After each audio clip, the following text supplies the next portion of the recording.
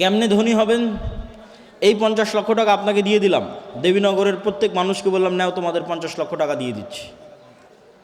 আজকে এখান থেকে উঠে গিয়ে যে বলবে আমি এই 50 লক্ষ টাকা দিয়ে একটা এসি কিনবো, একটা ফ্রিজ কিনবো, একটা মোটর সাইকেল কিনবো, একটা ভালো জামা কাপড় কিনবো, বাড়ি মাটির ছিল ভেঙে পাকা করব, এই জীবনে কোনো দিন ধনী হতে পারবে না।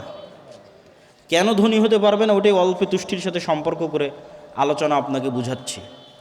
আর যাকে 50 লক্ষ টাকা দিলাম, এখান থেকে গিয়ে চিন্তা করতেছে আমার গায়ের জামা ছিঁড়া আছে, ছিঁড়াই থাক, আমার পায়ের স্যান্ডেল ছিঁড়া আছে, ছিঁড়াই থাক, বাড়ি মাটির আছে, মাটিরই থাক, বাড়িতে ফ্যান নাই, দরকার নাই, বাড়িতে এসি নাই, দরকার নাই, বাড়িতে ফ্রিজ নাই, দরকার নাই, আগে চলো এই 50 লক্ষ টাকা এমন জায়গাতে ব্যয় করি যেখান থেকে আবার 1 টাকা ইনকাম হবে। এই মানুষ ধনী হয়ে যাবে, কোটিপতি হয়ে যাবে। সময় লাগবে, 30 বছর পর কোটিপতি হয়ে যাবে, 40 বছর পর কোটিপতি হয়ে যাবে। কেননা ও ওই রাস্তা জানে যে রাস্তায় গেলে কোটিপতি হওয়া যায়। আর যে এই 50 লক্ষ টাকা নিয়ে গিয়ে এসি, ফ্রিজ, মোটর সাইকেল, মাটির বাড়ি পাকা এই জায়গায় ব্যয় করেছে, ও কেন ধনী হতে পারবে না? ও যে মোটর সাইকেল কিনেছে ওখানে তেল কিনতে আবার টাকা লাগবে, ও যে এসি ফ্রিজ কিনেছে ওটার বিদ্যুৎ বিল দিতে আবার টাকা লাগবে, ও যে মোবাইলের ওয়াইফাই নিয়েছে ওটার বিল দিতে আবার টাকা লাগবে। তাহলে ও এমন জায়গাতে ব্যয় করেছে যেখান থেকে আরও খরচ বাড়তেছে। এভাবে ধনী হয় না। পৃথিবীর কোনো ধনী এই ওয়েতে ধনী হতে পারবে না। কোথায় ব্যয় করতে হবে? যেখানে খরচ হওয়া তো বহু দূরে থাক, খরচ বাড়া তো বহু দূরে থাক, পারলে আরও 1 টাকা ইনকাম হবে, সেখানে ব্যয় করতে হবে। এটা হলো ধনী হওয়ার রাস্তা। আর অল্পে তুষ্টি, এটার সাথে মিলিয়ে কি বলতে চাচ্ছি? ইসলামে সুদভিত্তিক লোন বহু পরে থাক, কর্জে হাসানা কেউ নিবে, যে কর্জে হাসানা, ভাই আপনি আমাকে 10,000 টাকা দেন, আমি 2 মাস পর আপনাকে দিয়ে দিব, এটাকে আল্লাহ অনেক বড় নেকির কাজ বলেছে কোরআনে। ওমাই ইউকরিদুল্লাহ করজান হাসানা, কে আছে আল্লাহকে কর্জে হাসানা দিবে? কর্জে হাসানাকে আল্লাহ অনেক বড় ইবাদত বলেছে। তো এই কর্জে হাসানা কখন জায়েজ? আপনি কর্জে হাসানা দিয়ে এসি কিনতে পারেন, কর্জে হাসানা দিয়ে ফ্রিজ কিনতে পারেন। আমার ইসলামিক ফাইন্যান্সের জ্ঞান বলে, ইসলামী শরীয়তে আমি যতটুকু জানি ততটুকু বলে যে বিলাসী পণ্য সুদভিত্তিক লোন দিয়ে ক্রয় করা তো বহু দূরে থাক, বিলাসী পণ্য কর্জে হাসানা নিয়েও কেনা যাবে কিনা, এটার হালালের দলিল কেউ দিতে পারবে কিনা আল্লাহ সুবহানাহু ওয়া তাআলা ভালো জানে, আমার জানা নাই। তাহলে কর্জে হাসানাটাই কখন নিতে পারবেন? সুদের লোন বহু পরে। কর্জে হাসানাটাই নিতে পারবেন যখন বিপদে, অ্যাক্সিডেন্ট করে মেডিকেলে আছেন, চিকিৎসা ব্যয় বহন করতে পারছেন না, মেয়ে ছেলেকে বিবাহ দিবেন, খরচ বহন করতে পারছেন না, বিশ্ববিদ্যালয়ে পড়াবেন, খরচ বহন করতে পারছেন না, ব্যবসাটা শুরু করবেন, টাকার ব্যবস্থা হচ্ছে না, এইরকম বিপদমূলক সময়ে কর্জে হাসানা নিতে পারেন। কিন্তু বিলাসী পণ্য, আমার ফ্রিজ না হলেও আমি খেয়ে বাঁচতে পারি, আমার এসি না হলেও আমি খেয়ে বাঁচতে পারি, আমার বাপদাদা বেঁচেছে, মোটর সাইকেল না হলেও আমি চলতে পারি, এই বিলাসী পণ্যগুলোর ক্ষেত্রে সুদি লোন তো বহু দূরের কথা, কর্জে হাসানাও হালাল কিনা তার প্রমাণ দেওয়া কঠিন আছে। কেননা ইসলামের অর্থনীতি দাঁড়িয়ে আছে অল্পে তুষ্ট থাকার উপর, অল্পে সন্তুষ্ট থাকার উপর। সম্মানিত উপস্থিতি, তো বক্তব্যের শুরুর এই অংশটুকু অর্থনীতির উপর, টাকা পয়সার উপর, দানের উপর দেওয়ার পিছনে কারণ এটাই ছিল, যারা আজকের প্রোগ্রামের আয়োজক তারা আপনাদের সহযোগিতার মুখাপেক্ষী। বেশি ইনকাম করতে হবে, বেশি ইনকাম আল্লাহ রাস্তায় দান করতে হবে, হালাল উপায়ে ইনকাম করতে হবে। চলেন বক্তব্যের মূল বিষয়বস্তুতে যাই। বক্তব্যের বিষয়বস্তু হচ্ছে উম্মতে মুহাম্মাদি গোলামি থেকে কিভাবে মুক্তি পাবে, দাসত্ব থেকে কিভাবে মুক্তি পাবে, দাসত্ব থেকে মুক্তি পাওয়ার রাস্তা কি। আব্দুর রহিম তো আপনাদের সামনে কিছু আলোচনা করলো এবং আমিও সংক্ষিপ্ত ইতিমধ্যে বলে ফেলেছি, একটা পয়েন্ট তো শেষ করে ফেলেছি যে অর্থনৈতিক মুক্তি ছাড়া গোলামি থেকে মুক্তি হয় না। আর অর্থনৈতিক মুক্তির জন্য সুদবিহীন, কর্জবিহীন ক্যাশ টাকার মালিক হতে হবে, তাহলে স্বাধীন, তাহলে আপনি আর গোলাম নাই। সুদবিহীন, কর্জবিহীন ক্যাশ টাকার মালিক হতে হবে, তাহলে আপনি ধনী হয়ে গেছেন, স্বাধীন হয়ে গেছেন, স্বাধীনতার পথে আপনার যাত্রা শুরু হয়ে গেছে। আপনার মাথা উঁচু থাকবে, কোনোদিন নত হবে না, আপনাকে পৃথিবীর কেউ কোনোদিন কিনে নিতে পারবে না। সম্মানিত উপস্থিতি, আর কি রাস্তা আছে গোলামি থেকে মুক্তির? 2টা শর্ত পূরণ করতে হবে। শতভাগ তাওহীদপন্থী মুসলিম এবং শতভাগ ঈমান বিল গায়বে ইয়াকিন। আবারও বলি, শতভাগ তাওহীদপন্থী মুসলিম, শতভাগ ঈমান বিল গায়বে ইয়াকিন। আল্লামা ইকবাল তার কবিতার মধ্যে লিখেছেন, ये दौर अपने বারাহিম কি তালাশ মে হ্যাঁ। আজকের মুসলমানদের মুক্তির একটাই রাস্তা, মুসলমানদের মধ্যে ইব্রাহিম আলাইহিস সালাম নাই। একটা মুসলমান ইব্রাহিম হতে পারল না। মুসলমানেরা ওই দিনই মুক্তি পেয়ে যাবে যেই দিন মুসলমানেরা ইব্রাহিম হয়ে যাবে। তো আল্লামা ইকবাল লিখছে, আজকের যুগে মুসলমানদের খুব দরকার একজন ইব্রাহিম আলাইহিসসালাতু ওয়াসসালাম। কেন? ইব্রাহিম আলাইহিসসালাতু ওয়াসসালাম হচ্ছেন শতভাগ তাওহীদের আইকন, যাকে মুহাম্মদ সাল্লাল্লাহু আলাইহি ওয়াসাল্লাম আইকন মেনেছে। মিল্লাতা আবিকুম ইব্রাহিম, আমি তোমাদের পিতা, আমার পিতা ইব্রাহিমের মিল্লাতের অনুসারী। এটাই কোষ্টি পাথর সত্য মিথ্যার মানদণ্ডের। কে ইব্রাহিমের অনুসারী সেই সত্য, যে ইব্রাহিমের অনুসারী নয় সেই মিথ্যা। সবাই চেষ্টা করেছে নিজেকে প্রমাণ করার যে আমি ইব্রাহিমের অনুসারী। ইহুদিরাও চেষ্টা করছে প্রমাণ করার আমরা ইব্রাহিমের অনুসারী, খ্রিস্টানরাও চেষ্টা করছে প্রমাণ করার আমরা ইব্রাহিমের অনুসারী। আর মুহাম্মদ সাল্লাল্লাহু আলাইহি ওয়াসাল্লাম এসে কোরআন দিয়ে তাওহীদ দিয়ে চ্যালেঞ্জ দিয়েছেন যে আমি ইব্রাহিমের উত্তরসূরি, আমি ইব্রাহিমের অনুসারী। কেন? ইব্রাহিম ছিল শতভাগ তাওহীদপন্থী, আমি মুহাম্মদ সাল্লাল্লাহু আলাইহি ওয়াসাল্লাম শতভাগ তাওহীদপন্থী। তাওহীদের আইকন ইব্রাহিম আলাইহিসসালাতু ওয়াসসালাম। দেবীনগরের মানুষ নিজেকে আহলে হাদিস দাবি করতে পারে, সালাফি দাবি করতে পারে। এটা ভালো কথা যে আহলে হাদিস এবং সালাফিরা কবর পূজা করে না, বড় শিরক থেকে তারা মুক্ত থাকে, তাবিজ কবজের আশ্রয় তারা নেয় না। কিন্তু তার মানে এই নয় যে আপনি ইব্রাহিম আলাইহিস সালাম হয়ে গেছেন। ইব্রাহিম আলাইহিস সালাম হওয়া অনেক দূরের পথ। কি পার্থক্য আছে আপনারা ইব্রাহিম আলাইহিস সালামের মধ্যে? ছোট্ট উদাহরণ দিলে বুঝবেন। আপনি দেবীনগরের একজন আহলে হাদিস সালাফি বলে নিজেকে দাবি করছেন, কবর মাজারে গিয়ে সিজদা দেন না, বড় শিরক থেকে মুক্ত, কিন্তু আপনি আবার বিড়ি এবং সিগারেটের নেশায় আসক্ত। আপনি আবার জুয়ার যে খেলাগুলো আছে সেই জুয়ার খেলায় আসক্ত। আপনি আবার যেখানে টাকার লেনদেন আছে অবৈধ, যেখানে ক্ষমতার স্বার্থ আছে সেই ক্ষমতার স্বার্থ এবং টাকার স্বার্থের কাছে বিক্রি হয়ে গেছেন। তাহলে কি বোঝা গেল? আপনার নিজের ইলাহ আপনার নাফস, আল্লাহ নয়। ও শায়েখ আব্দুর রাজ্জাক বিন ইউসুফ আজকে উপস্থিত হয়েছে। এটা নিয়ে দ্বিধাদ্বন্দ্বের কিছু নাই। উনি উপস্থিত হয়েছেন, পৌঁছে গেছেন, এখানে আসবেন অল্প কিছু সময়ের মধ্যে ইনশাআল্লাহ। সম্মানিত উপস্থিতি, তাহলে ওই ব্যক্তিটা নিজেকে তাওহীদপন্থী দাবি করলো, সে তাওহীদপন্থী কেন নয় ইব্রাহিম আলাইহিস সালামের মতো?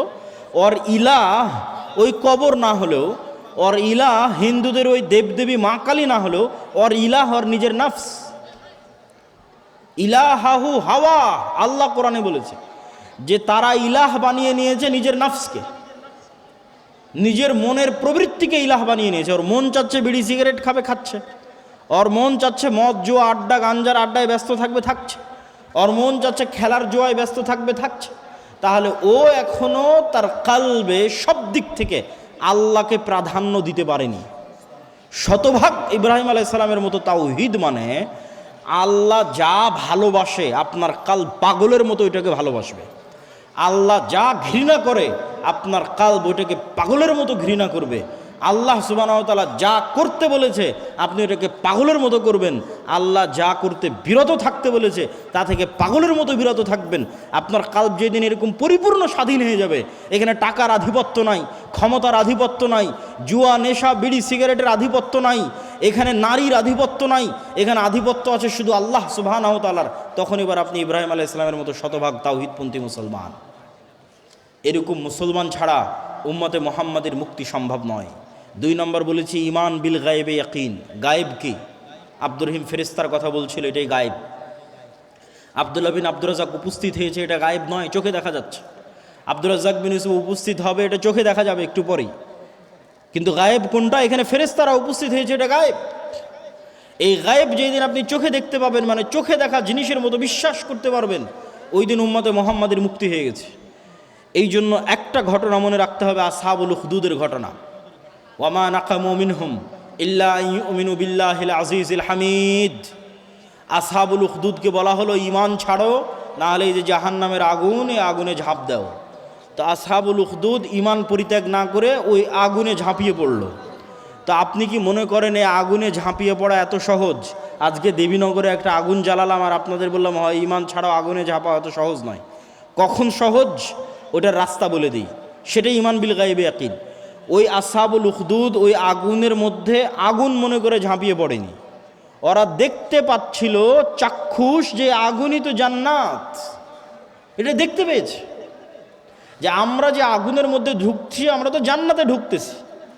আর যখন পেছন মুড়িয়ে নিজের বাড়ি এবং নিজের ঘরের দিকে তাকিয়েছে, মনে করেন আপনাদের বাড়ি ঘর এসি ফ্রিজ ফ্যান বিদ্যুৎ সব আছে, ওখানে ওরা দেখছে কি এখানে তো জাহান্নামের আগুন জ্বলতেছে, দেখতে পাচ্ছে যে আমি যদি আমার বাড়িতে ফিরে যাই তো ওখানে তো জাহান্নামের আগুন জ্বলছে, আর যদি আগুনের মধ্যে ঢুকে যাই তো এখানে তো জান্নাত দেখতে পাচ্ছি। এটা যতক্ষণ দেখতে না পাবেন, ভিজুয়ালাইজ না করতে পারবেন, আপনার ইমান যতক্ষণ ওই পর্যায়ে না যাবে ততক্ষণ পৃথিবীর মুসলমানদের মুক্তি সম্ভব নয়, বাংলাদেশের মুসলমানদের মুক্তি সম্ভব নয়। এই জন্য আমি বলেছি অন্তত 20% বাংলাদেশের মুসলমানকে লাগবে যে শতভাগ তাওহীদে বিশ্বাসী, যার ইমান বিল গায়েব ইয়াকিনের লেভেলে শতভাগ, অন্তত 20%। নাহলে ইসলামী খেলাফত ইসলামী রাষ্ট্র প্রতিষ্ঠা করা সম্ভব নয়। আপনি আমাকে আজকে যদি ক্ষমতায় বসান বাংলাদেশের, আজকে যে আব্দুল্লাহ বিন আব্দুর রাজ্জাক আপনাকে বাংলাদেশের ক্ষমতা দিয়ে দিলাম, আমি না, কালকে বাংলাদেশের ক্ষমতায় বসে ঘোষণা দিলাম আজ থেকে বাংলাদেশে ইসলামী আইন অনুযায়ী চলবে, ঘোষণা দেওয়ার 1 সেকেন্ডের মধ্যে আমেরিকা ভারত থেকে শুরু করে যত দেশ আছে সব অর্থনৈতিক বয়কট দিবে, ডলার আসা বন্ধ হয়ে যাবে, IMF ওয়ার্ল্ড ব্যাংক তার লোন ফেরত চাইবে, বিদ্যুৎ সাপ্লাই বন্ধ হয়ে যাবে, যত রকমের বাধা আছে সব, ব্যবসা বাণিজ্য বন্ধ, গার্মেন্টস বন্ধ, সব বন্ধ, বিভিন্ন জায়গায় যারা প্রবাসে আছে তাদেরকে ধরে ধরে ফেরত পাঠাবে। তখন আপনি একদিনের মধ্যে দেখবেন আজ দেবীনগরে আমি যা যা সুযোগ সুবিধা পাচ্ছিলাম, আজ আব্দুল্লাহ বিন আব্দুর রাজ্জাক ক্ষমতায় যাওয়ায় সেই সুযোগ সুবিধা নাই। তখন 1 সপ্তাহের মধ্যে আপনি রাস্তায় নামবেন, এই আব্দুল্লাহ বিন আব্দুর রাজ্জাককে ক্ষমতা থেকে নামাও, আগের যেটা ছিল ওটাই ভালো, আমাদের ইসলামের দরকার নাই। কেন? আপনার ইমান বিল গায়েবে ইয়াকিন তৈরি হয়নি, আপনি সেকুলার বস্তুবাদী দুনিয়ার মধ্যে আছেন, ওটার থেকে বের হয়ে যতক্ষণ না পরকালের উপর ইয়াকিন তৈরি না হয়েছে, যতক্ষণ না চোখ বন্ধ করলে নিজেকে জান্নাতে দেখতে না পাচ্ছেন অন্তত 20% মানুষ, ততক্ষণ পর্যন্ত এখানে ইসলামী রাষ্ট্র প্রতিষ্ঠা করা সম্ভব নয়। চোখ বন্ধ করলে আসহাবুল উখদুদের মতো জান্নাত দেখতে পাওয়ার মতো ঈমান অর্জন করতে হবে, পরকাল দেখতে পাওয়ার মতো ঈমান অর্জন করতে হবে। যেই দিন আমরা ওই ঈমানের স্তরে পৌঁছে যাব সেই দিন আমাদের মুক্তি সুনিশ্চিত। এবং এটার জন্যই আল্লাহর পথে যাত্রা বই, এই বইটি আপনাদের পড়তে হবে। পয়েন্ট নাম্বার 4, শিক্ষা এবং জ্ঞান, সত্যবাদিতা এবং ন্যায়পরায়ণতা। বানু ইসরাইল এবং বানু ইসমাইলের মধ্যে পার্থক্য কি? ইসরাইল আর ইসমাইল, ইসহাক আর ইসমাইল, ইসহাকের সন্তান আর ইসমাইলের সন্তান, এদের মধ্যে পার্থক্য কি? একজনকে ইব্রাহিম আলাইহিস সালাম রাখলেন জেরুজালেমে, আর একজনকে রাখলেন মক্কায়। জেরুজালেম থেকে ইসহাকের সন্তানেরা কোথায় চলে গেল? ইয়াকুব, ইউসুফ চলে গেল মিশর। মিশরে গিয়ে 300 বছরের গোলাম হলো ফেরাউনের। ফেরাউনের 300-400 বছরের গোলামির পর মুসা আলাইহিস সালামের হাত দিয়ে মুক্তি। এ হলো বানু ইসরাইল। বানু ইসরাইলরা ইতিহাসের লম্বা সময়ে কখনো গোলাম কখনো স্বাধীন, কিন্তু ফেরাউনের দীর্ঘ গোলামির কারণে এরা মিথ্যা, ধোঁকা, দুর্নীতি, 2 নম্বরি রাস্তা, জুয়াচুরি এগুলো শিখে নিয়েছিল। এই জন্য আল্লাহ যখন বলল শনিবারের দিন মাছ ধরা যাবে না, ওরা শনিবারের দিন মাছগুলো আটকে রেখে রবিবারের দিন ধরলো। মাছ ওগুলোই ধরলো যেগুলো শনিবারে এসেছিল, কিন্তু আল্লাহকে দেখালো যে আল্লাহ শনিবারে তো ধরিনি, রবিবারে ধরেছে। এই যে ধোঁকাবাজি বুদ্ধি কোথায় থেকে শিখলো? ফেরাউনের গোলাম থাকা অবস্থায় শিখেছে। এবার বানু ইসমাইল থাকতো মক্কায়। মক্কায় নদী আছে? নাই। সমুদ্র আছে? নাই। আবাদ হয়? নাই, কিচ্ছু নাই। তাহলে মক্কা মানুষ কেন দখল করবে? কেউ কোনোদিন মক্কা দখল করতে যায়নি। ফলত ইসমাইলের সন্তানেরা কোনোদিন গোলাম হয়নি। একবার মাত্র আব্রাহা, তাও টাকার কারণে নয়, ইবাদতের কারণে কাবা ঘর ধ্বংস করতে গেছিল। দখল করে রাখবে এটা উদ্দেশ্য ছিল না।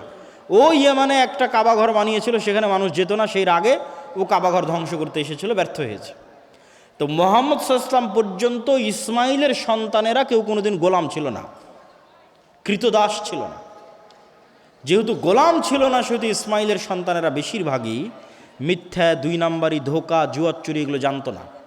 আপনি ইতিহাস ঘেটে দেখেন, আব্দুল মোত্তালেব আল্লাহর নবীর দাদা, কাফের মুশরিক, কিন্তু মিথ্যুক, 2 নাম্বারি করেছে, কারো টাকা মেরে দিয়েছে, ধোঁকাবাজি করেছে, এটা ইতিহাস থেকে পাবেন না।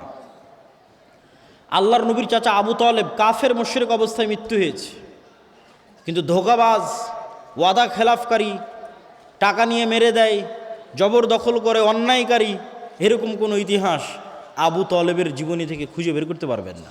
থাকতে পারে মানুষের মধ্যে খারাপ ভালো থাকবে, ইসমাইলের সন্তানেরা সবাই ভালো এটাও বলবো না, কিন্তু অধিকাংশই তারা গোলামি যেহেতু করেনি, ফলত তারা মিথ্যা, ধোঁকাবাজি এই জিনিসগুলো জানতো না, ঠিক যেমন মুহাম্মদ সাল্লাল্লাহু আলাইহি ওয়াসাল্লাম জানতো না। তাহলে কি বোঝা গেল? গোলামির সাথে মিথ্যা, দুর্নীতি, ধোঁকাবাজি সম্পৃক্ত। যে গোলাম হবে ও অটোমেটিক এই জিনিসগুলো শিখে যাবে। তো উম্মতে মুহাম্মাদি যেহেতু বানু ইসমাইল, এরাও কোনোদিন মিথ্যা, ধোঁকাবাজি জানতো না। মানুষ এদের সততা দেখে ইসলাম গ্রহণ করেছে, কিন্তু যখন ইউরোপ এদেরকে গোলাম বানিয়ে রেখেছে 300 বছর, এই ভারত, বাংলাদেশ, পাকিস্তানি 190 বছর, তখন এই গোলামির সময়ে এরা মিথ্যা বলা শিখে নিয়েছে, ধোঁকাবাজি 2 নাম্বারই শিখে নিয়েছে। আব্দুর রহিম তো সুন্নাতের কথা বলল, গাজার সুন্নাতের অনুসরণের কথা বলল। আমি আরেকটা উদাহরণ দিয়ে যাই, যে গাজায় যত ত্রাণ বিতরণ হয়, এই ত্রাণ বিতরণ নিয়ে যে সিন্ডিকেট আছে, এই সিন্ডিকেটের পার্সেন্টেজ ইহুদিদের হাতে যায় না। এই সিন্ডিকেট জর্দান, মিশর এবং ওই ফিলিস্তিনের অভ্যন্তরের মুসলমান, এদের টপ লেভেলের যারা আছে এরা এই সিন্ডিকেট মেনটেন করে। তাহলে মিশরে যেই জিনিসের দাম 10 টাকা, গাজার মধ্যে ওই জিনিসের দাম 500 টাকা। কে বাড়ালো 500 টাকা? এটা একটা সিন্ডিকেট। এই সিন্ডিকেট সব মুসলমান, এটা ইহুদিরা নয়। তাহলে এদের মধ্যে স্বভাব ঢুকে গেছে বানু ইসরায়েলের, গোলামির স্বভাব, মিথ্যা, ধোঁকা, 2 নাম্বারি, জুয়াচুরি, জোর জবরদস্তি। তাহলে এরা কিভাবে নেতা হবে, কিভাবে নেতৃত্ব দিবে, কিভাবে স্বাধীন হবে, কিভাবে আজাদ হবে? সম্ভব নয়।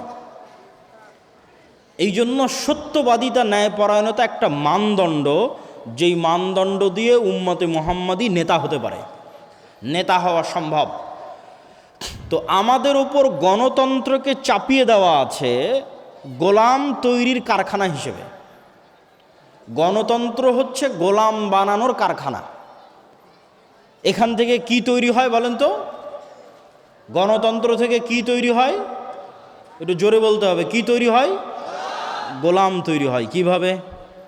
গণতন্ত্রের সিস্টেমটাই এমন যে এখানে যদি আপনি 2 নাম্বারই না করেন, ধোঁকা না দেন, মিথ্যা না বলেন, গীবত না করেন, নিন্দা না করেন, অপবাদ না দেন, তাহলে আপনার নির্বাচন করে জিতে আসা বহু দূরের কথা। একই দলের একই আসনের মনোনয়ন প্রার্থী যদি 10 জন থাকে, তাহলে সবাই মিলে যদি এই 2 নাম্বার, ধোঁকাবাজি, দুর্নীতি, টাকা পয়সার লেনদেন, গীবত, তহমত এই রাস্তা অবলম্বন না করে, তাহলে জীবনেও মনোনয়নই নিয়ে আসতে পারবে না। এমপি নির্বাচিত হওয়া তো বহু পরে। তাহলে এমপি নির্বাচিত হওয়া পর্যন্ত যতগুলো স্টেপ আছে, এই প্রত্যেকটা স্টেপ মিথ্যা দিয়ে পরিপূর্ণ। সারা বাংলাদেশের সবাই জানে, নির্বাচন কমিশনারে যত এমপি তাদের হলফনামা জমা দিয়েছে, এদের 90% মিথ্যা হলফনামা জমা দিয়েছে। কে জানে না? সবাই জানে। তাহলে পুরো সিস্টেমটা তৈরি হয়ে আছে মিথ্যার উপর। তাহলে এবার বুঝেন, এই মিথ্যা, দুর্নীতি, ধোঁকাবাজির সিস্টেমের মধ্যে দিয়ে 300 এমপি নির্বাচিত হয়েছে। এই 300 এমপি আমার এবং আপনার কাছে নেতা, কিন্তু আল্লাহর দৃষ্টিতে এরা সব গোলাম। এই হলো সারমর্ম। তাহলে আমরা 300টা গোলাম নির্বাচন করছি না এমপি নির্বাচন করছি?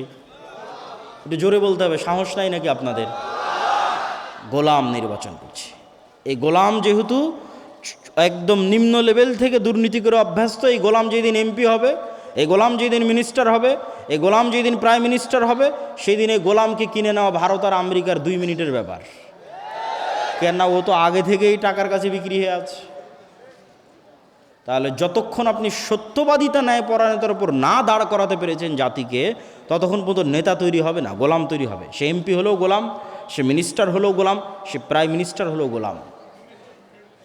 এই জন্যই তো শরীফ ওসমান হাদির মতো যুবকেরা যারা এই গণতন্ত্রের মতো নিকৃষ্ট এই পদ্ধতির মধ্যে থেকেও চেষ্টা করেছিল সত্যবাদিতা ন্যায়পরায়ণতার উপর অটল থাকতে, গণতন্ত্র তাদের সহ্য করতে পারেনি, গুলি করে উড়িয়ে দিয়েছে। কেননা এটা হুমকি।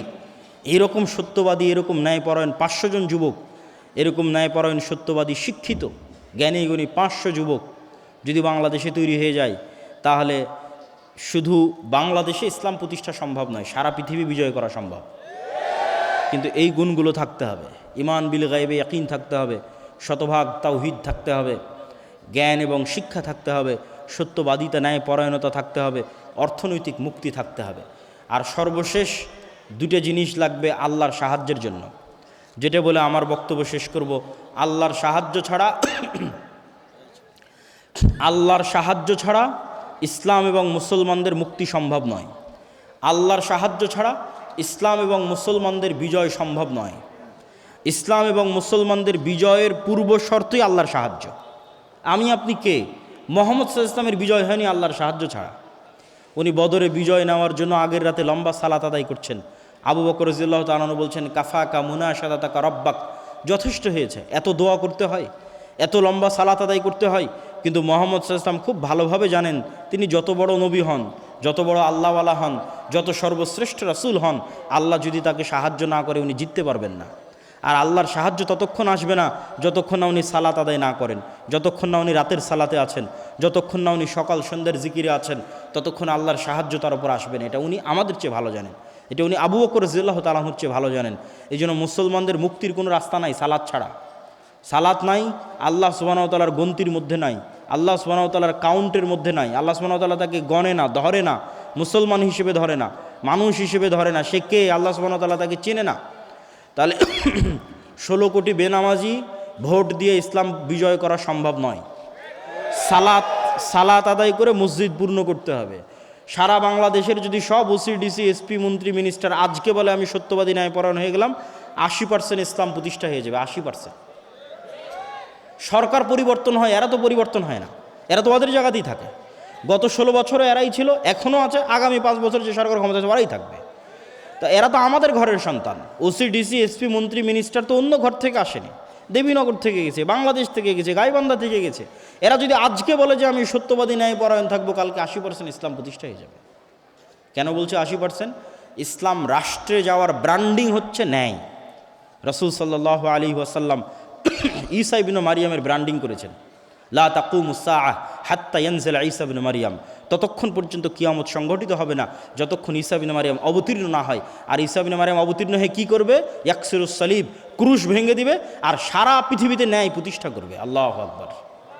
তাহলে রাষ্ট্রে ইসলামের ব্র্যান্ডিং ন্যায়, ন্যায়পরায়ণতা। এই সমস্ত ওসি ডিসি এসপি মন্ত্রী মিনিস্টার এদেরকে আমরা ইসলাম বুঝাতে ব্যর্থ হয়েছি। তারা মনে করছে তাদের ঘুষের দুর্নীতির টাকা দিয়ে তারা হজ করে মসজিদ মাদ্রাসায় দান করে এই পাপ ক্ষমা করে নেবে। নাউজুবিল্লাহ, নাউজুবিল্লাহ।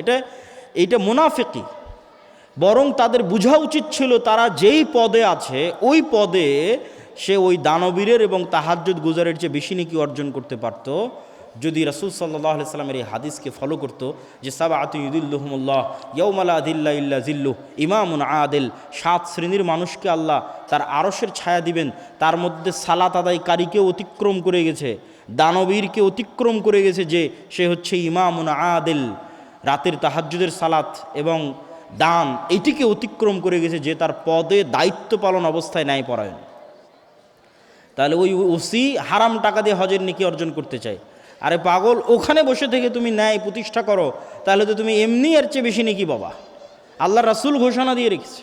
কিন্তু আমরা ইসলাম তাদেরকে বুঝাতে পারিনি যে ইসলাম কি, মানুষকে বুঝাতে পারিনি আমরা ইসলাম কি। এই জন্য আমাদের প্রজন্ম ধ্বংস হয়ে গেছে। পুরো দেশটা দুর্নীতির উপর দাঁড়িয়ে আছে এবং মিথ্যার উপর দাঁড়িয়ে আছে। বলছিলাম আল্লাহর সাহায্য, মুহাম্মদ সাল্লাল্লাহু আলাইহি ওয়াসাল্লাম আল্লাহর সাহায্য ছাড়া জয়লাভ করতে পারেনি। আর আল্লাহর সাহায্য আনার জন্য দুটো জিনিস লাগবে, সালাত এবং জিকির। এইটা বলে আমার সংক্ষিপ্ত বক্তব্য শেষ করব। জিকির কেন শক্তিশালী, সালাত কেন শক্তিশালী? আপনাকে বুঝতে হবে পৃথিবীর সবচেয়ে শক্তিশালী জিনিস হচ্ছে আওয়াজ। পৃথিবীর সবচেয়ে শক্তিশালী পাওয়ারফুল জিনিস হচ্ছে সাউন্ড। আজকের আধুনিক সভ্যতা দাঁড়িয়ে আছে আলোর উপর। আমি এখানে কথা বলছি, এটা আলোর মধ্যে দিয়ে মোবাইলে গেছে। মোবাইল থেকে আলোর মধ্যে দিয়ে টাওয়ারে গেছে, টাওয়ার থেকে এটা এখন আমেরিকাতে গিয়ে বাজতেছে। এখন আমার কথা, এখন আমেরিকায় বাজতেছে, কেন আলোর গতি খুব দ্রুত, ওর মধ্যে দিয়ে ডাটা ট্রান্সফার হচ্ছে, শব্দ যাচ্ছে, ছবি যাচ্ছে, ভিডিও যাচ্ছে। এটা আল্লাহ যেই দিন পৃথিবী সৃষ্টি করেছে ওই দিন থেকেই যায়, মানুষ জানতো না, আজকে মানুষ জানতে পেরেছে। তাহলে আজকের আধুনিক সভ্যতা দাঁড়িয়ে আছে আলোর উপর, কিন্তু এই আলোর চেয়েতেও পাওয়ারফুল একটা জিনিস যেটার ধারে কাছে বিজ্ঞানীরা নাই, সেটা হচ্ছে আওয়াজ, সেটা শব্দ।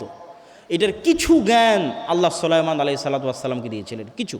ওমা উতিতু মিনাল ইলমি ইল্লা কালিলা।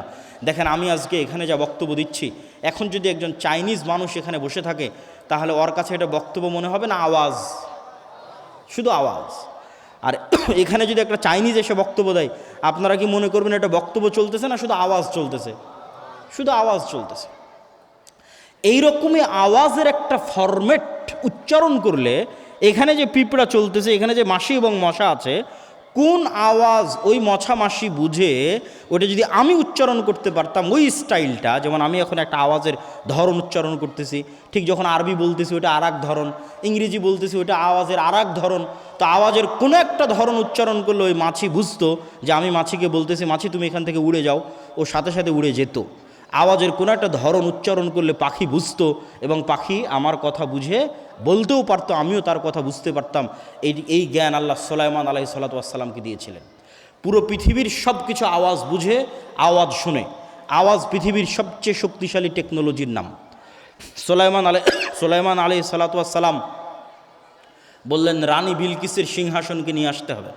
ক্বালা ইফরিতুম মিনাল জিন, ইফরিত নামক জিন বলল আপনি যেখানে বসে আছেন ওখান থেকে উঠার পূর্বে সিংহাসন নিয়ে আসব। আরেকজন আল্লাযী ইনদাহু ইলমুম মিনাল কিতাব, সে জিন না মানুষ তার বর্ণনা কোরআনের আয়াতে নাই, কিন্তু কোরআনের আয়াতে বলা হচ্ছে যে আর একজন যাকে আল্লাহ কিতাবের জ্ঞান দিয়েছিল, সে বলল আপনার চোখের পলক পড়ার পূর্বে সিংহাসন এখানে উপস্থিত হবে। তো কোরআনের ধারা বিবরণীতে বোঝা যাচ্ছে জিন নিয়ে আসতো গায়ের শক্তিতে, আর যে বলল চোখের পলকে নিয়ে আসবো, এ নিয়ে আসবে জ্ঞানের শক্তিতে। সে জ্ঞান কি? কিছু মুফাসসির লিখেছেন আল্লাহু আলাম, আল্লাহ ভালো জানে, তবে ঠিকও হতে পারে যে তার কাছে ইলমুম মিনাল কিতাব, কিতাবের কি জ্ঞান ছিল। কিছু মুফাসসির লিখেছেন লাউহে মাহফুজের বিশেষ জিকির, আল্লাহ সুবহানাহু তাআলার বিশেষ কোনো জিকিরের জ্ঞান ওই ব্যক্তির কাছে অথবা ওই জিনের কাছে ছিল, যেটা বলা হচ্ছে আল্লাহ ইনদাহু ইলমুম মিনাল কিতাব, যে জিকির উচ্চারণ করে চোখের পলকে সিংহাসনকে ওখান থেকে সুলাইমান আলাইহিস সালাতু ওয়াস সালামের সামনে নিয়ে আসা হয়েছে। শব্দের চেয়ে পাওয়ারফুল কিছু পৃথিবীতে নাই। আল্লাহ সুবহানাহু তাআলা এই পুরো পৃথিবীকে টিকিয়ে রেখেছেন শব্দের উপর, আওয়াজের উপর। এই পুরো পৃথিবীকে ধ্বংস করে দিবেন আওয়াজ দিয়ে। ইসরাফিলের বাঁশির আওয়াজ দিয়ে পৃথিবী ধ্বংস হয়ে যাবে। এই সিস্টেম আল্লাহই তৈরি করেছেন। আল্লাহ সুবহানাহু তাআলা যখন মানুষকে পুনরুজ্জীবিত করবেন, তখন ইসরাফিলের বাঁশির আওয়াজ দিয়েই পুনরুজ্জীবিত করবেন। এই সিস্টেম আল্লাহরই তৈরি করা। আল্লাহ বলছেন ইউসাব্বিহু লিল্লাহি মা ফিস সামাওয়াতি ওয়া মা ফিল আরজ, আসমান জমিন এবং তার নিচে যা কিছু আছে, এই পেপার, এই মাইক, এই মোবাইল, কাপড়, প্যান্ডেল, মাটি, গাছপালা, জীবজন্তু, জড়বস্তু, জড় পদার্থ, কীটপতঙ্গ, পঙ্গপাল, সব 24 ঘন্টা আল্লাহর তাসবিহ পাঠ করতেছে, মানে আওয়াজ করতেছে, আওয়াজ হচ্ছে। কিন্তু ওই পিঁপড়ার চলার আওয়াজ যেমন আমি শুনতে পাই না, এদের আওয়াজ আমি শুনতে পারতেছি না। শুধু এটাই নয়, এরা শুধু আওয়াজ করতেছে না, এরা আওয়াজ বুঝে। মুয়াজ্জিন যখন আজান দেয়, তখন মুয়াজ্জিনের আওয়াজ যতদূর পর্যন্ত যায়, প্রত্যেক জীবজন্তু, জড়বস্তু, জড় পদার্থ, কীটপতঙ্গ, পঙ্গপাল ওই আওয়াজটা বুঝে যে আল্লাহু আকবার বলা হলো, এবং এটার পক্ষে কিয়ামতের মাঠে সাক্ষী দেবে আল্লাহু আকবার। তাহলে এবার বুঝেন, আশা করি আমি বুঝাতে পেরেছি যে আওয়াজ খুব পাওয়ারফুল একটা কিছু। এবার বুঝেন আমাদের কাছে যে কোরআন আছে, এই কোরআন কার আওয়াজ? একটু জোরে বলেন তো, কোরআন কার আওয়াজ? আল্লাহর আওয়াজ। এটা আল্লাহর শব্দ, আল্লাহর বাক্য। এই জন্য তাজবিদের গুরুত্ব আছে। কেন মুহাম্মদ সাল্লাল্লাহু আলাইহি সাল্লাম যেইভাবে উচ্চারণ করেছেন, উচ্চারণ যদি ওইভাবে হয় তাহলে জিবরাইলের সাথে মিলবে। জিবরাইলের সাথে মিললে লাউহে মাহফুজের সাথে মিলবে, লাউহে মাহফুজের সাথে মিললে আল্লাহর সাথে মিলবে। আল্লাহু আকবার। এটা আল্লাহ সুবহানাহু ওয়া তাআলার নিজের আওয়াজ। এই জন্য এটা আফজালুজ জিকির, শ্রেষ্ঠতম জিকির। এই জন্য কোরআন যদি মানুষ অর্থ না বুঝেও পড়ে, শুধু যদি ওই ফরম্যাট উচ্চারণ করে, ওই সাউন্ড উচ্চারণ করে কোরআনের, তবুও মানুষ সকল উপকার পাবে কোরআনের। জিন, জাদু, বদনজর, রহমত, বরকত যা দরকার মানুষের, সবচেয়ে শক্তিশালী জিনিস আল্লাহ সুবহানাহু ওয়া তাআলা উম্মতে মুহাম্মাদীকে দিয়েছে, সেটা কোরআন। কিন্তু এই কোরআন থেকে আমরা দূরে। তাহলে আমরা কি শিখব আর কি করব আর কেমনে আমরা মুক্তি পাবো আর কেমনে আমরা উন্নতি হব? সালাত কেন সর্বশ্রেষ্ঠ ইবাদত? কেননা সালাতও একটা জিকির। আকিমিস সালাত আলি জিক্রি। মানুষের কালবের উচিত 24 ঘন্টা আল্লাহর জিকির করা, কিন্তু 24 ঘন্টা পারে না যেহেতু, এই জন্য সর্বনিম্ন 5 বার অন্তত আল্লাহকে স্মরণ করতে হবে, না হলে আল্লাহর গণনার খাতা থেকে বাদ চলে যাবে। ওই 5 বার জিকির করার যে সিস্টেম সেটা হচ্ছে সালাত। দিনে রাতে 24 ঘন্টায় 5 বার অন্তত আল্লাহকে মসজিদে গিয়ে স্মরণ করতে হবে। আর এই কাল্ব যতক্ষণ আল্লাহ সুবহানাহু ওয়ার সাথে সংশ্লিষ্ট কানেক্টেড না থাকবে ততক্ষণ আল্লাহর সাহায্য আসবে না। আল্লাহ সুবহানাহু ওয়া তাআলা মুসা আলাইহিস সালামকে বলেছেন, ওয়ালা তানিয়া ফি জিক্রি, আমাকে জিকির করতে স্মরণ করতে ভুলিও না। কল্পনা করেন, এমনি কল্পনা করেন যে মুসা আলাইহিস সালাতু ওয়াস সালাম 1 সপ্তাহ থেকে সালাত আদায় করে না, 1 সপ্তাহ থেকে আল্লাহর জিকির করে না, তাহলে আজকে যদি মুসা আলাইহিস সালাম লাঠি ছাড়ে সাপ হবে না। কেননা মুসা আলাইহিস সালামের কাল্ব আল্লাহর থেকে ডিসকানেক্টেড হয়ে গেছে, তাহলে ওনার হাতের যে লাঠি ওটাও ডিঅ্যাক্টিভেট হয়ে গেছে, আর কাজ করতেছেন, আর কাজ করবে না, অ্যাক্টিভেট নাই। যতক্ষণ এই কাল্ব আল্লাহর সাথে কানেক্টেড ততক্ষণ এই পিছনে যদি বিশাল ফেরাউনের বাহিনীও থাকে আর সামনে যদি বিশাল সমুদ্র থাকে তখন এই লাঠিও কাজ করবে, কেননা কাল্ব আল্লাহ সুবহানাহু ওয়া তাআলার সাথে সম্পৃক্ত আছে, কানেক্টেড আছে। এই জন্য উম্মতে মুহাম্মাদের বাঁচার রাস্তা সালাত, উম্মতে মুহাম্মাদের বাঁচার রাস্তা জিকির, এবং সালাতের ক্ষেত্রে 5 ওয়াক্ত সালাতের পরে রাতের সালাত। সালাতের এতটুকু বলে শেষ করি। আজকে আমরা যেই ইন্টারনেট, যেই মোবাইলের যোগাযোগের মাধ্যমে 1000 কিলোমিটার দূরে বসে থাকা আমেরিকার কোনো শিক্ষকের কাছে হয়তো ক্লাস করতেছি, জুমে, গুগল মিটে, লাইভে, হোয়াটসঅ্যাপে, ফেসবুকে সরাসরি দেখতেছি, এইটা যেমন প্রযুক্তি, এর চাইতে হাজারো লক্ষ কোটি গুণ শ্রেষ্ঠতম প্রযুক্তি হচ্ছে সালাত। যেটা জমিনে বসে থেকে যে কেউ এই প্রযুক্তি, এই মাধ্যম এটা অবলম্বন করে 7 আসমানে থাকা রব্বুল আলামিনের সাথে লাইভ কানেক্টেড হয়ে যেতে পারবে। বলেন আল্লাহু আকবার। আমি হাদিসের অনুবাদ আমার ভাষায় করলাম। রাসূল সাল্লাল্লাহু আলাইহি ওয়াসাল্লাম বলেছেন, মানুষ যখন সিজদার দিকে তাকিয়ে থাকবে এবং তার অন্তর যখন আল্লাহ সুবহানাহু ওয়া তাআলার সাথে কানেক্টেড থাকবে, সালাতে যখন দাঁড়াবে, যতক্ষণ সালাতে তার মনোযোগ থাকবে ততক্ষণ আল্লাহ সুবহানাহু ওয়া তাআলা তার মুখোমুখি থাকবেন। যখন সালাতে তার অন্তর অমনোযোগী হয়ে যাবে তখন আল্লাহ সুবহানাহু ওয়া তাআলার বান্দার মুখোমুখি থাকেন না। এটার ব্যাখ্যা ইবনুল কাইয়িম রাহিমাহুল্লাহ লিখেছেন যে আল্লাহ সুবহানাহু ওয়া তাআলা নূরের পর্দা সরিয়ে বান্দার সরাসরি মুখোমুখি হন। আর সেটাকে আমি আরও সহজ ভাষায় বুঝার জন্য বললাম যে জমিনে বসে থেকে রব্বুল আলামিনের সাথে, 7 আসমানের সাথে সরাসরি সংযোগ তৈরি করার পৃথিবীর একমাত্র প্রযুক্তি হচ্ছে সালাত। এই জন্য সূর্যগ্রহণে সালাত, চন্দ্রগ্রহণে সালাত, বৃষ্টি প্রার্থনায় সালাত, জানাজায় সালাত, বিপদ আপদে সালাত। সালাত ছাড়া উম্মতে মুহাম্মাদির বাঁচার কোনো রাস্তা নাই। জিকির ছাড়া কর্মর্ম আছে। তারপরে কিতাবুত তাওহীদ, যেটা মুহাম্মদ ইবনে আব্দুল ওয়াহ্হাব রাহিমাহুল্লাহ লেখা, সেই বইয়ের সারমর্ম আছে। নওয়াকিজুল ইসলাম, কাওয়াইদুল আরবাআ, উসুলুস সালাসা, এই বইগুলোর সারমর্ম আছে। শেখ সালেহ আল উসাইমিন রাহিমাহুল্লাহ লেখা আল কাওয়াইদ আল মুসলা, আল্লাহ সুবহানাহু ওয়া তাআলার নাম ও গুণাবলীর উপর গুরুত্বপূর্ণ নিয়ম কানুনের একটি বই, এই বইয়ের সারমর্ম আছে। শাহ ওলিউল্লাহ মুহাদ্দিস দেহলভী রাহিমাহুল্লাহর হুজ্জাতুল্লাহিল বালিগার অনেক আলোচনা এই বইয়ে আছে। ইমাম গাজালি রাহিমাহুল্লাহর ইহইয়া উলুমুদ্দিনের অনেক আলোচনা এই বইয়ের মধ্যে আছে। সালাফে সালেহিনগণ মানুষকে দিনের পথে নিয়ে আসার জন্য সাধারণ মানুষের উপযোগী করে যত বই লিখেছিলেন, যেগুলোতে সাধারণ মানুষের উপকার হতে পারে, তার প্রায় অধিকাংশ বই থেকেই সারমর্মস্বরূপ আলোচনা নিয়ে সহজবোধ্য ভাষায় রূহ, নফস, শয়তান, ফেরেশতা, তাওহীদ, আল্লাহর নাম ও গুণাবলী, গুনাহের প্রভাব, প্রতিকার, ইবাদত, সব মিলিয়ে এই বইটি একটি ইসলামের সারমর্ম স্বরূপ বই। এবং আলহামদুলিল্লাহ এই বইয়ে কোনো ধরনের আকিদাগত ত্রুটি নাই, বরং আকিদার বাংলা ভাষায় লেখা, মানুষের জন্য সহজবোধ্য শ্রেষ্ঠতম একটা বই হতে পারে আল্লাহর পথে যাত্রা এই বইটি। তবে আমরা বলতে চেয়েছি যে মানুষ যেন ইসলামের খণ্ডিত অংশ নিয়ে ব্যস্ত না থাকে। আপনি যদি আজকে বলেন ইসলাম মানে শুধু আকিদা, তাহলে সালাত, সিয়াম, হজ, জাকাত কোথায় যাবে? কেউ যদি বলে ইসলাম মানে শুধু রাষ্ট্র ক্ষমতা, তাহলে মুআমালাত কোথায় যাবে?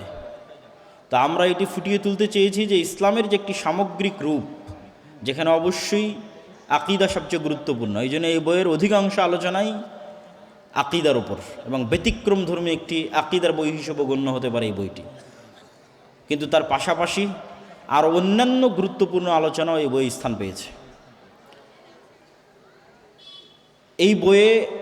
এই বইটি প্রত্যেকটি মসজিদ, মাদ্রাসা, স্কুল, কলেজে অন্তত সপ্তাহে একদিন 1-2 পৃষ্ঠা করে পড়ে পাঠচক্র হিসেবে জ্ঞান অর্জনের চেষ্টা করা উচিত। আজকের যারা মক্তব নিয়ে কাজ করছে, দাওয়াইল আল্লাহর যুব সমাজ দেবীনগর, তাদের প্রতি দত্ত আহ্বান থাকবে প্রত্যেক মসজিদে, দেবীনগরের প্রত্যেকটা মসজিদে এই বইয়ের উপর সাপ্তাহিক দার্স চালু করতে হবে। আল্লাহর পথে যাত্রা এই বইয়ের উপর। আল্লাহ সুবহানাহু তাআলা আমাদের এই কার্যক্রমগুলোকে কবুল করুক। তারপরে সর্বশেষ জরুরি কথা, যেটা বলে আমার মূল বক্তব্যের দিকে এগিয়ে যাব, যারা আজকের প্রোগ্রামের আয়োজন করেছে তারা তো আপনাদের সহযোগিতাতেই চলবে। তাদের সহযোগিতা করা আপনাদের অত্যন্ত জরুরি কর্তব্য। তো অনেক সময় মনে হতে পারে যে আলেম ওলামা, মসজিদ, মাদ্রাসা তারা সবসময় অর্থনৈতিক সহযোগিতা চায়, কিন্তু আপনাকে এটাও বুঝতে হবে টাকা কেন গুরুত্বপূর্ণ। অর্থনৈতিক মুক্তি ছাড়া গোলামি থেকে মুক্তি হয় না। মুহাম্মদ সাল্লাল্লাহু আলাইহি ওয়াসাল্লাম যখন মক্কা থেকে মদিনায় হিজরত করেন, তখন তিনি দেখলেন মদিনার সব টাকা পয়সার কেন্দ্র হচ্ছে ইহুদিদের হাতে। আর মুহাম্মদ সাল্লাল্লাহু আলাইহি সাল্লামকে ঘোষণা করা হলো মদিনার প্রধানমন্ত্রী। তো টাকা যদি থাকে ইহুদির হাতে, আমি প্রধানমন্ত্রী হয়ে কি করব? লাভ নাই। এটা মুহাম্মদ সাল্লাল্লাহু আলাইহি ওয়াসাল্লাম আমাদের চেয়ে ভালো বুঝতেন। এই জন্য তিনি আনসারদের বললেন, আনসারিরা তোমরা তো কৃষক, আর মুহাজির যারা মক্কা থেকে এসেছে এরা ব্যবসায়ী, তোমরা তোমাদের সম্পত্তির বিভিন্ন অংশ এই মুহাজিরদের দিয়ে দাও, তারা ব্যবসা করুক। ব্যবসা করলে মদিনার অর্থনৈতিক কন্ট্রোল মুসলমানদের হাতে আসবে। হলেও তাই। আল্লাহর নবীর জীবদ্দশাতেই ওসমান ইবনে আফফান, আব্দুর রহমান ইবনে আউফ, জুবাইর ইবনে আল আওয়াম, তারা আল্লাহর নবীর জীবদ্দশাতে কোটিপতি হয়েছে। বদরের যুদ্ধ অবশ্যই একটি ধর্মীয় যুদ্ধ, কিন্তু বদরের যুদ্ধে ঘটার যদি ধারা পরিক্রমা দেখেন, তাহলে দেখবেন এখানে অর্থনীতির গুরুত্ব আছে। এইদিকে যদি কেবলা হয়, তাহলে বুঝতে হবে এটা হচ্ছে মক্কা, এটা মদিনা, এটা হচ্ছে শাম, সিরিয়া। মক্কা থেকে সমুদ্রের ধার দিয়ে তারা ব্যবসা করার জন্য সিরিয়াতে যেত। মুহাম্মদ সাল্লাল্লাহু আলাইহি ওয়াসাল্লাম যখন মক্কা থেকে হিজরত করে মদিনায় আসলেন, তখন ওদের ব্যবসায়িক রুট বন্ধ করে দিলেন মক্কার কাফের মুশরিকদের জন্য। ব্যবসায়িক রুট বন্ধ হয়ে যাওয়ায় আবু সুফিয়ান আর ফেরত আসতে পারে না মক্কায়। তখন আবু সুফিয়ান সাহায্য চেয়ে পাঠায় আবু জাহালের কাছে। মদিনা রাষ্ট্রের প্রতিষ্ঠায় 1 সপ্তাহ হয়নি, 10 দিন হয়নি, মানে অল্প কয়দিন হয়েছে। সেই মদিনা রাষ্ট্র আজকে আমাদের ব্যবসায়িক রাস্তা বন্ধ করে দিচ্ছে। তাহলে আজ মদিনা যদি শক্তিশালী হয়, কাল আমরা খাবো কি ব্যবসা না করতে পারলে? তখন ব্যবসায়িক রুট ক্লিয়ার করার জন্য বদরের যুদ্ধ হয়েছে। এই জন্য বদরের যুদ্ধ মদিনার মধ্যে হয়নি, মদিনা থেকে 300 কিলোমিটার দূরে সমুদ্রের তীরে বদরের যুদ্ধ হয়েছে। আচ্ছা, আমরা যে দুটি বইয়ের কথা বলছিলাম, আব্দুর রহিম বিন আব্দুর রাজ্জাক এবং আমার, হয়তো প্রোগ্রামের শেষ পর্যন্ত বইগুলো নাও থাকতে পারে। আপনারা যদি কেউ সংগ্রহ করতে চান, তাড়াহুড়া না করে ধীরস্থিরভাবে স্টেজের পিছনে গাড়ি থেকে সংগ্রহ করতে পারেন, যদি কেউ সংগ্রহ করতে চান। তো মুহাম্মদ সাল্লাল্লাহু আলাইহি ওয়াসাল্লাম অর্থনীতি ভালো বুঝতেন, টাকার গুরুত্ব ভালো বুঝতেন। আমাদেরকেও বুঝতে হবে। উম্মতে মুহাম্মাদি একটি ব্যবসায়ী জাতি। উম্মতে মুহাম্মাদিকে চাকুরিজীবী বানিয়েছে ইউরোপিয়ানরা। উম্মতে মুহাম্মাদি শিক্ষিত জাতি। উম্মতে মুহাম্মাদিকে বেকার বানিয়েছে, শিক্ষা থেকে দূরে নিয়ে গেছে ইউরোপীয় উপনিবেশ। তাহলে এই শিক্ষা, এই ব্যবসা যেমন মুহাম্মদ সাল্লাল্লাহু আলাইহি ওয়াসাল্লামের বৈশিষ্ট্য, তেমন সাহাবীদের বৈশিষ্ট্য। যতদূর পর্যন্ত ইসলামের দাওয়াত গেছে, ততদূর পর্যন্ত ব্যবসায়ীদের হাত দিয়ে ইসলামের দাওয়াত গেছে। যত সাহাবীর জীবনী উঠাবেন, সব সাহাবীকে দেখবেন, অধিকাংশ সাহাবীকে দেখবেন নিজ বাড়িতে, নিজ ঘরে, নিজ এলাকায়, নিজ শহরে, নিজ জন্মস্থানে মারা যায়নি। ব্যবসার দাওয়াতের কাজে ছড়িয়ে পড়েছে, বিভিন্ন পৃথিবীর বিভিন্ন দিকে ছড়িয়ে গেছে। এক একজন এক এক জায়গায় মারা গেছে। কিন্তু উম্মতে মুহাম্মাদিকে এক নির্দিষ্ট জায়গাতেই, এক নির্দিষ্ট কাজেই চাকরের মতো থাকতে হবে, এই স্বভাব ইউরোপীয় উপনিবেশ থেকে এসেছে। তো অর্থনৈতিক গোলামি, অর্থনৈতিক মুক্তি ছাড়া গোলামি থেকে মুক্তি সম্ভব নয়। দান অত্যন্ত শক্তিশালী একটি ইবাদত।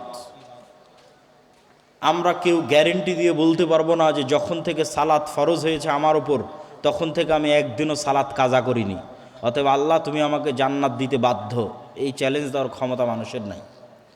আমরা কেউ বলতে পারবো না যে আল্লাহ আমি একদিনও একটা গুনাহ করিনি, অতএব আপনি আমাকে জান্নাত দিতে বাধ্য। এই চ্যালেঞ্জ দেওয়ার ক্ষমতা মানুষের নাই। তাহলে মানুষ কিভাবে জান্নাতে যাবে? আল্লাহর দয়ার উপর নির্ভরশীল, যে আল্লাহ যা সালাত আদায় করিনি মাফ করে দাও, যা গুনাহ করেছি মাফ করে দাও। তুমি মাফ না করলে জান্নাতে যেতে পারবো না। কিন্তু দুটো রাস্তা আছে নিশ্চিত জান্নাতে যাওয়ার। একটা হচ্ছে আল্লাহর রাস্তায় জিহাদ করে যদি কেউ শহীদ হয়ে যায় ও জান্নাতে, জান্নাত ওর কাছে বিক্রি হয়ে গেছে। আর একটা টাকা দিয়ে যদি কেউ জান্নাত কিনে নেয়। কিভাবে টাকা দিয়ে জান্নাত বিক্রি হবে? কিয়ামতের মাঠে ধনী অবস্থায় উঠতে হবে, কিয়ামতের মাঠে কোটিপতি অবস্থায় উঠতে হবে, কোটি কোটি টাকার মালিক হয়ে কিয়ামতের মাঠে উঠতে হবে।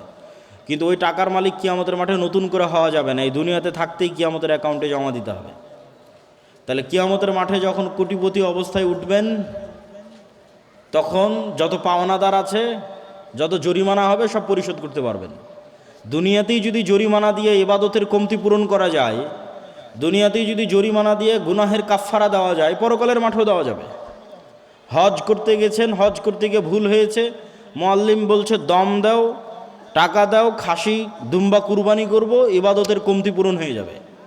রমজান মাস আসতেছে, দিনের বেলা স্ত্রীর কাছে যদি ভুলবশত গিয়ে থাকেন কবিরা গুনাহ, টাকা দিয়ে গোলাম আজাদ করেন মিটে যাবে, টাকা দিয়ে 60 জন মিসকিনকে খাওয়ান মিটে যাবে। তো টাকা দিয়ে তো দুনিয়াতেই কাফারা আদায় হয়ে যাচ্ছে, কিয়ামতের মাঠেও হবে। কিন্তু ওই টাকার মালিক কিয়ামতের মাঠে নতুন করে হওয়া যাবে না, এখন থেকে হয়ে যেতে হবে। কোটি কোটি টাকার মালিক দুনিয়াতেই হতে হবে, আর দান করে এই টাকা পরকালে নিয়ে যেতে হবে। দেখেন ঈর্ষা, রাসূল সাল্লাল্লাহু আলাইহি ওয়াসাল্লাম বলছেন দুটো বিষয়ে ঈর্ষা করা যায়। তার একটা হচ্ছে যাকে আল্লাহ কোটি টাকার মালিকও করেছে, আবার সেই টাকা আল্লাহর রাস্তায় ব্যয় করার সুযোগও দিয়েছে। এটা রেয়ার, খুব অল্প সংখ্যক মানুষ পৃথিবীতে পাবেন। কোটি টাকার মালিক হলে তো মানুষ আল্লাহকে ভুলে যায়। কোটি টাকার মালিক হলে তো সে মদ, জুয়া, নারী, দুবাই, জুয়ার পাপ, মদের বার, এগুলোই তার জায়গা যখন মানুষ কোটি টাকার মালিক হয়। কিন্তু একজন মানুষ কোটিপতি, আবার ওই কোটি টাকা আল্লাহ তাকে আল্লাহর রাস্তায় ব্যয় করার তৌফিক দিয়েছে, এর চেয়ে সৌভাগ্যবান মানুষ পৃথিবীতে আর হতে পারে না। এই সৌভাগ্যবান মানুষ হওয়ার চেষ্টা করতে হবে। এটা দাউদ এবং সুলাইমানের বৈশিষ্ট্য। ঘরে বসে থাকা যাবে না। কোটি কোটি টাকা ইনকাম না করলে মুসলিম উম্মার মুক্তি নাই। কোটি কোটি টাকা ইনকামও করতে হবে, আল্লাহর রাস্তায় ব্যয় করতে হবে। আজকের বিশ্বে আপনারা খুব ভালো করেই বুঝতেছেন, খুব ভালো করে, এটা গ্রামের মানুষও বুঝে, যে ভেনেজুয়েলার প্রেসিডেন্টকে হাত পা বেঁধে কেন উঠিয়ে নিয়ে গেল। সবাই জানে যে ভেনেজুয়েলাতে কোটি কোটি ব্যারেল তেল আছে, ওই তেল দরকার আমেরিকার। তাহলে এটা টাকার যুদ্ধ। ডলার ভিত্তিক অর্থনীতি যদি পড়ে যায় একবার, ডলার ভিত্তিক অর্থনীতি পড়া আর আমেরিকার পড়া একই কথা। আর আমেরিকার পড়ে যাওয়া আর গণতন্ত্রের বিলুপ্তি একই কথা। আর যেই দিন আমেরিকা পড়ে যাবে, গণতন্ত্র বিলুপ্ত হয়ে যাবে, ওই দিন অর্ধেকের বেশি মুসলিম দেশে খেলাফা কায়েম হয়ে যাবে। সময় লাগবে না। তাহলে মূল অস্তিত্ব ঠিক আছে কোথায়? টাকার উপর। ওই যুগে মুহাম্মদ সাল্লাল্লাহু আলাইহি ওয়াসাল্লামের যুগের মদিনায় যেমন টাকার কন্ট্রোল ছিল ইহুদিদের হাতে, আজ 1400 বছর পর সারা পৃথিবীর টাকার কন্ট্রোল ইহুদিদের হাতে। সব IMF বলেন, ওয়ার্ল্ড ব্যাংক বলেন, সুদি কারবারের মূল মহাজন হচ্ছে তারা। নাম কাওয়াস্তে মুসলমান দেশগুলো স্বাধীন হয়ে আছে, একটা স্বাধীন নয়। কেননা তারা সবাই টাকার কাছে বিক্রি হয়ে আছে, লোন নিয়ে, ঋণ নিয়ে। পাকিস্তান যতই শক্তিশালী হোক, বলুক আমার কাছে পারমাণবিক বম আছে, ওই পারমাণবিক বমের সুইচে বাটনে চাপ দিতে পারবে না আব্বাদের অনুমতি না হলে, যে আব্বাদের কাছ থেকে লোন নিয়ে রেখেছে। তাহলে গোলামিটা কোথায়? টাকার গোলামি। এই জন্য যতক্ষণ আপনি হালাল উপায়ে বেশি ইনকাম না করছেন, ক্যাশ টাকায়, লোনের টাকায় নয়, লোনের টাকা তো গোলামি। সুদের লোন গোলামি। কেননা সুদের লোন আপনাকে মিথ্যা বলা শিখাবে। আর সুদের লোনের বিষয়ে একটা মূলনীতি জেনে রাখেন। গত বক্তব্যে হয়তো বলেছিলাম, আমি যখনই এই নতুন ব্রিজ পার হওয়া থেকে আমার দাদির বাড়িতে পৌঁছা পর্যন্ত একবার গণার চেষ্টা করেছিলাম, অন্তত 20-এরও অধিক NGO প্রতিষ্ঠান আছে যারা ক্ষুদ্র ঋণ, সুদি ঋণ এই অঞ্চলে বিতরণ করে থাকে। তো কতগুলো সুদী প্রতিষ্ঠান আছে তা গণার চেষ্টা করেছিলাম, তো আমি গণে শেষ করতে পারিনি। এত বেশি সাইনবোর্ড আছে রাস্তার মোড়ে মোড়ে এত সুদী প্রতিষ্ঠানের, অথচ এই সুদ গোলামি। কিভাবে? ইসলামের আগে একটা মূলনীতি বুঝে যান। ইসলামী সমাজ ব্যবস্থা কয়েকটা মূলনীতির উপর দাঁড়িয়ে আছে। তার একটা মূলনীতি হচ্ছে অল্পে সন্তুষ্ট থাকা। এটা একটা মূলনীতি। এই অল্পে সন্তুষ্ট থাকার উপর যতক্ষণ মুসলমানেরা তৈরি না হবে ততক্ষণ ইসলামী অর্থনীতি ডেভেলপ করা সম্ভব নয়, ইসলামী ব্যাংক বাস্তবায়ন করা সম্ভব নয়। এই অল্পে তুষ্টি কী জিনিস এবং আপনি ধনী হবেন কিভাবে, এই দুইটা একটা আর একটার সাথে ওতপ্রোতভাবে জড়িত। আপনাদের দেবীনগরের মানুষকে অনেক দিন অনেক বক্তব্য অনেক নাসিহা দিয়ে গেছে, আজকে ধনী হওয়ার রাস্তা বলে যায়। কেমনে ধনী হবেন? ধনী হওয়ার সহজ বুদ্ধি কি? এক নাম্বার, পৃথিবীতে ধনী হওয়ার কোনো শর্টকাট রাস্তা নাই। ধনী হওয়ার প্রত্যেক শর্টকাট রাস্তা হারাম। আমার সাথে একটু বলেন তো, ধনী হওয়ার প্রত্যেক শর্টকাট রাস্তা কি? হারাম। চোখ বন্ধ করে মনে করবেন। কেউ যদি এসে বলে ভাই এত টাকা এখানে ইনভেস্ট করলে এত দ্রুত তুমি এত টাকার মালিক হয়ে যাবে, নিশ্চিত জেনে রাখুন ওখানে কোথাও না কোথাও হারাম আছে। সেটা মাল্টি লেভেল মার্কেটিং হোক, সেটা ডেস্টিনির মতো প্রতিষ্ঠান হোক, সেটার যেটাই আপনার গ্রামগঞ্জে আসুক না কেন, ধনী হওয়ার কোনো শর্টকাট রাস্তা নেই। তাহলে ধনী কিভাবে হবে? কম্পাউন্ড ওয়েতে ধনী হবে। আপনাকে উদাহরণ দিয়ে বুঝতে পারবেন। আমার এই হাতে 50 লক্ষ টাকা আছে, এই হাতে 1 টাকা আছে। আপনাদেরকে আমি বললাম আপনি 50 লক্ষ টাকা নেবেন না এই 1 টাকা নেবেন, যে 1 টাকা প্রতিদিন দ্বিগুণ হবে। আজ 1 টাকা, কাল 2 টাকা, পরের দিন 4 টাকা, তারপরের দিন 8 টাকা, তারপরের দিন 16 টাকা। কয়দিন দ্বিগুণ হবে? 30 দিন। 30 দিন এই 1 টাকা দ্বিগুণ হবে। 50 লক্ষ টাকা নেবেন না 1 টাকা নেবেন? তো বেশিরভাগ মানুষ বসে বসে চিন্তা করতে পারে যে 2 টাকা 4 টাকা হবে, 4 টাকা 8 টাকা হবে, 8 টাকা 16 টাকা, 16 টাকা 32 টাকা, 30 দিন পর্যন্ত যেতে আর কতই বা হবে? 400-500 টাকার বেশি হওয়ার কথা না, হতে 50 লক্ষ টাকা নেই। কিন্তু এখান থেকে উঠে গিয়ে আপনি ক্যালকুলেটরে মারিয়েন, মোবাইলে তো ক্যালকুলেটর আছে, চ্যাট জিপিটি আছে, যে 1 টাকাকে দ্বিগুণ হারে বাড়াতে থাকলে 30তম দিনে গিয়ে এটা 1 কোটি টাকা পার হয়ে যায়। আর এই 50 লক্ষ টাকা আপনি নেবেন, এটা 50 লক্ষই আছে, আর এটা বাড়তে বাড়তে বাড়তে বাড়তে 1 কোটি পার হয়ে গেছে। তাহলে প্রতিদিন অল্প অল্প করে বাড়বে, এটা হলো ধনী হওয়ার রাস্তা।